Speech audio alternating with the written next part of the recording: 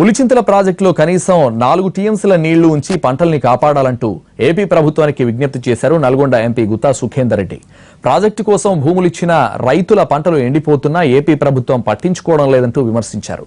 ఇదే విషయంపై ఏపీ నీటిపారుదల శాఖ మంత్రి దేవినేని ఉమకు లేఖ రాసిన స్పందన లేదని ఆరోపించారు. కేంద్ర బడ్జెట్ వ్యవసాయ రంగానికి ఊతమిచ్చేలా ఉంటుందని ఆశాభావం వ్యక్తం చేశారు ఎంపీ గుప్తా.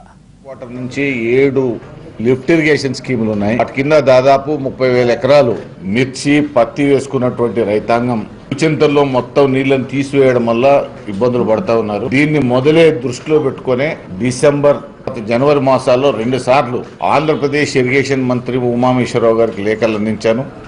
రాష్ట్ర ప్రభుత్వం, తెలంగాణ రాష్ట్ర ప్రభుత్వం ఇరిగేషన్ శాఖ మంత్రులు హరీష్ రావు గారు లేఖ రాసినారు. కృష్ణా బోర్డు కూడా ఖచ్చితంగా 4 టీఎంసీలు నిల్వ ఉంచండి అని చెప్పి ఆదేశించినారు. అయినప్పటికీ పులిచింతల నుంచి మొత్తం నీళ్లు తీసేటువంటి కార్యక్రమం